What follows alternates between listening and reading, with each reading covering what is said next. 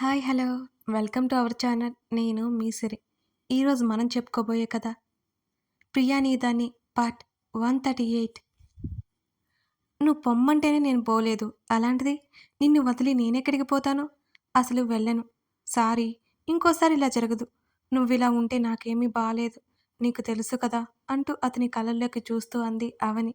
ఆమె చెప్పేవన్నీ వింటున్న అతను సున్నితంగా ఆమె పెదవుల మీద ముద్దు పెట్టుకున్నాడు.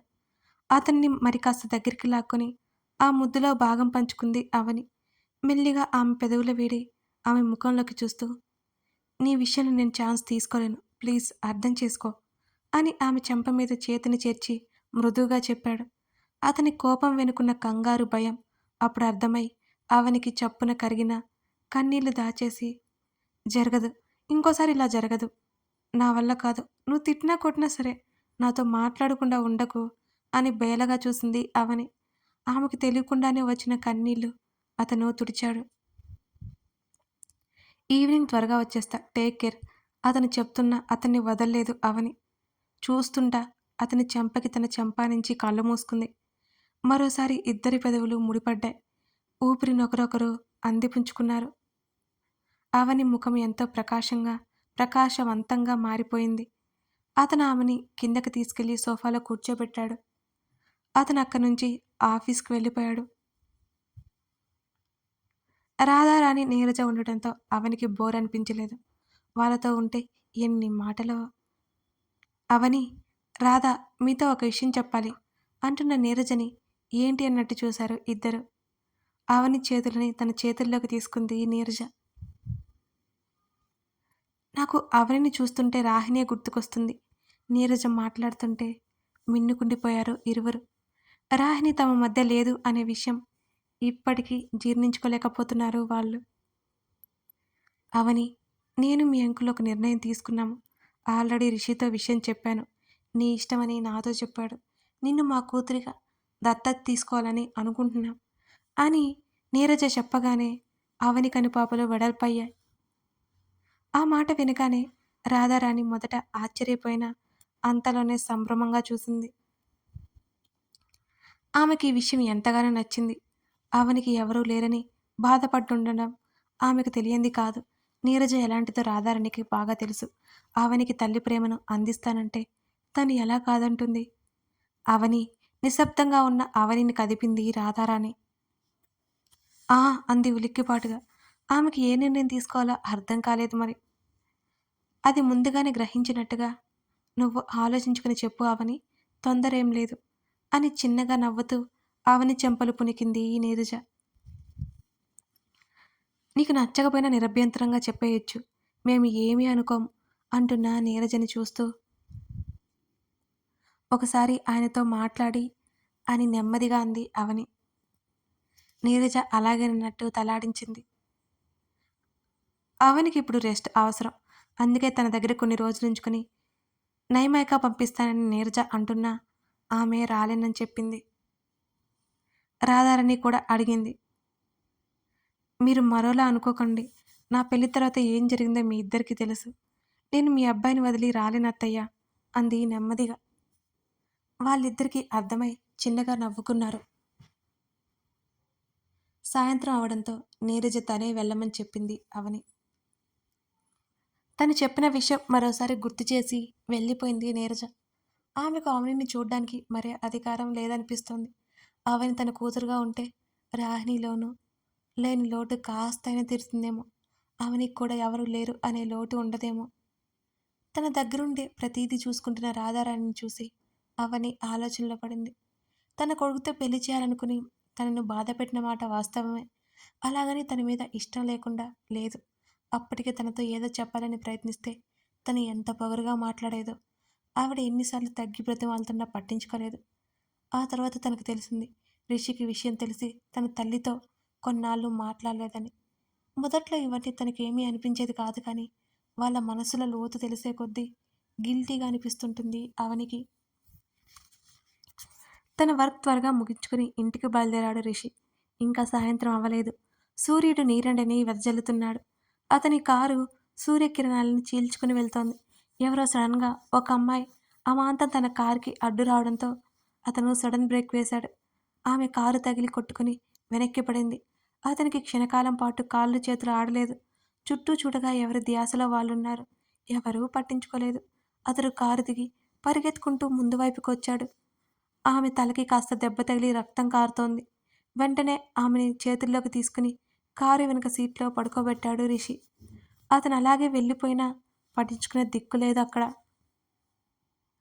ఇంటికి రావాల్సిన అతని కారు హాస్పిటల్ వైపుకి మళ్ళింది. అరగంట చూసినా ఆమె స్పృహలోకి రాలేదు. డాక్టర్ ప్రమాదం ఏమీ లేదని చెప్పడంతో రిషి ఊపిరి పీల్చుకున్నాడు. ఆ అమ్మాయి బాధ్యత తనది అని చెప్పి అక్కడి నుంచి ఇంటికి బయలుదేరాడు రిషి. అతనెంత మర్చిపోదామన్నా సంఘటన మర్చిపోలేకపోతున్నాడు. ఆ అమ్మాయి ఎవరు అర్థం కావడం లేదు. ఎవరో తెలుసుకోవడానికి కనీసం ఫోను కూడా లేదు. ఇక ఏ ఆధారాలు లేవు. అసహనంగానే ఇంటికొచ్చాడు. హాల్లో రాధారాణి కనిపించింది. అవని కోసం చూశాడు. కొడుకు వైపు చూసి రాధారాణి ఉలిక్కిపడింది. అతని చొక్కా నిండా రక్తపు మరకలు. రిషి అని కంగారుగా కొడుకు దగ్గరికి వెళ్ళి భయంగా తడిమింది. ఏమైంది నాన్న? ఈ రక్తమేంటి? ఆమె భయంగానే అడుగుతుంటే, అమ్మా నాకేం కాలేదు అంటూ జరిగింది చెప్పాడు రిషి. అయ్యో అలా ఎలా జరిగింది? ఇప్పుడు ఎలా ఉంది తనకి? అని తల్లి ఆదుర్ద పడుతుండడం అర్థమయ్యి, ప్రమాదం ఏమీ లేదు, నువ్వు కంగారు పడకు అంటూ చొక్కా విప్పి అవనికి చూపించుకో విసిగిస్తుంది అంటూ తల్లి చేతిలో పెట్టాడు రిషి. అతను గది వైపుకు అడుగులు వేశాడు. అతను వెళ్ళేసరికి పుస్తకం తిరిగేస్తోంది అవని. తలుపు తెరిచిన చప్పుడు కావడంతో తల ఎత్తి చూసింది. పనియంతో ఉన్న అతన్ని అయోమయంగా చూస్తూ, చొక్కా తీసేసి షో చేస్తున్నావా బయట అని కళ్ళు ఎగరేసింది అవని. గబుక్కును తన వైపు చూసుకోగానే మరకలు కనబడుతుంటే వెంటనే బనియన్ కూడా తీసివేశాడు రిషి. అవన్నీ గమనించలేదు అవని. అతన్ని ముఖంలోకి చూస్తోంది. పెయిన్ తగ్గిందా? డ్రెస్ తీసుకుంటూ చెప్పాడు. లేదు, కొంచెం కదిలించిన నొప్పి వస్తుంది అంది పెదవులు బిగించి. అందుకే కదలకుండా ఉండమని చెప్పారు. అతను టవల్ అందుకుని బాత్రూంలోకి వెళ్ళిపోయాడు. అతడు స్నానాదులు ముగించుకుని బయటకొచ్చాడు. అదేంటి అప్పుడే అని అవని అయోమయంగా అడిగింది. కాఫీ పడింది అన్నాడతను. ఇలారా దూరంగా ఉన్న అతన్ని పిలిచింది చిరునవ్వుతో. ఆమె దగ్గరికి అడుగులు వేశాడు. అతని చేతిని పట్టుకుని కూర్చోమన్నట్టు చూసింది అవని. ఆమెకు ఎదురుగా కూర్చున్నాడు రిషి. ఏమైంది, నువ్వు బాగానే ఉన్నావా? ఎందుకో అతని ధ్యాస ఆమె మీద లేదట్టుగా అనిపిస్తుంటే అడిగింది అవని. ఆమెకు చెప్పడమే బెటర్ అనిపించింది అతనికి కూడా. నీకొక విషయం చెప్తాను, కంగారు పడకు అని అంటున్న అతని మాటలకు ఆమె గుండె చల్లుమంది. ఏంటది? నెమ్మదిగా అడిగింది. అతను జరిగింది చెప్పగానే ఆమె ముఖం విప్పారింది. ఎలా ఉంది తనకి అని అడిగింది ఆదుర్దాగా. షీఈస్ ఫైన్, బట్ ఇంకా స్పృహలోకి రాలేదు అన్నాడు రిషి.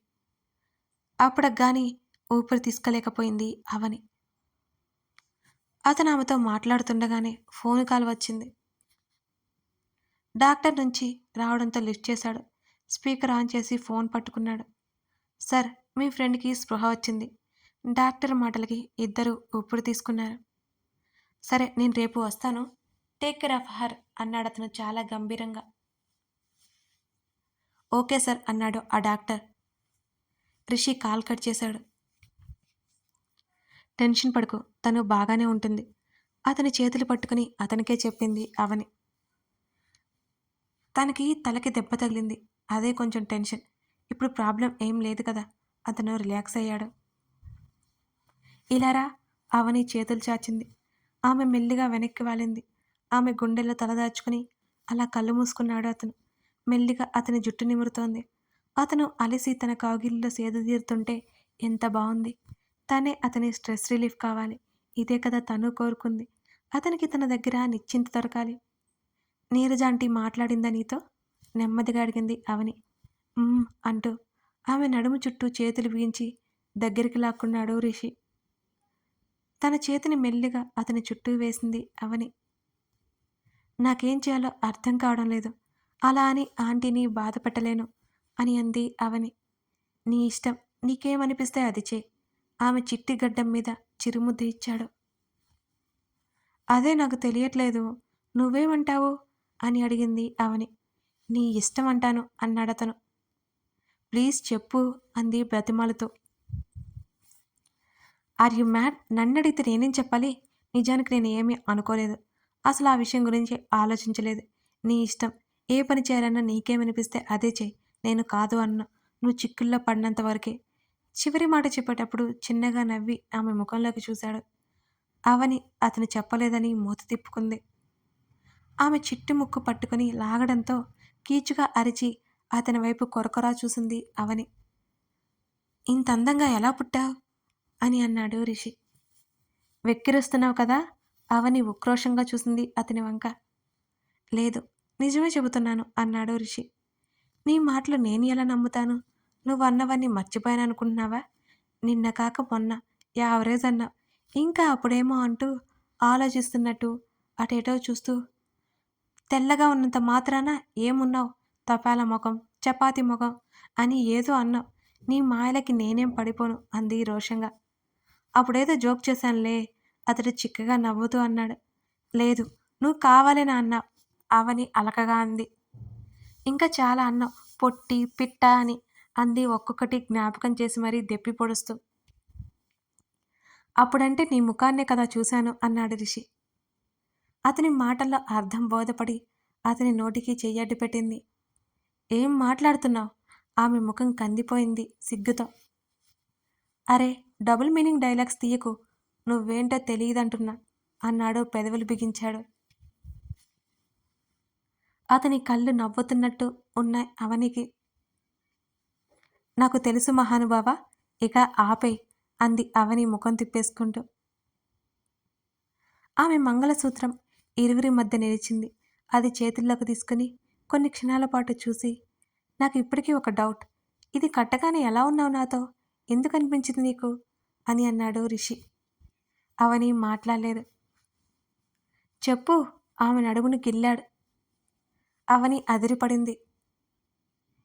కుదురుగా ఉండు స్వామి అంది అలకగా ముఖం పెట్టి. చెప్తావా లేదా? అడిగాడు రిషి. చెప్పడానికి ఏం లేదు అంది అవని. ఎందుకో అవన్నీ చెప్పలేకపోతుంది తను. పెళ్ళికి ముందు అతనంటే ఇష్టమంటే ఎలా ఫీల్ అవుతాడో. అయినా ఆ విషయం చెప్పాలంటే ఆమెకి చచ్చేంత సిగ్గుగా ఉంది.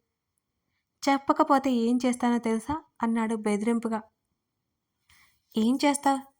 చెప్పాను కదా, తమరికి భయపడే రోజులు ఎప్పుడో పోయాయి అని ఆమె అంటుండగానే గిలిగింతలు పెట్టేశాడు ఆమెకి. ప్లీజ్ ప్లీజ్ ఆపు. అవనికి నవ్వి నవ్వి కళ్ళల్లో నీళ్లు వచ్చాయి. వారి నవ్వులను డిస్టర్బ్ చేస్తూ రిషి ఫోన్ మోగింది. అది దేనికి సంకేతమో. కథ కొనసాగుతుంది. కథ నచ్చితే లైక్ చేయండి. అలాగే మన ఛానల్కి కొత్తగా వచ్చినట్లయితే సబ్స్క్రైబ్ చేసుకోండి. మన సిరి ఆడియో స్టోరీస్లో ధరణి కళ్యాణం, అలాగే ప్రియసఖి అనే 2 స్టోరీస్ రన్ అయ్యాయి. ప్రియసఖి ఎండ్ అయిపోయింది. ఒక లుక్ వేయండి. Thank you.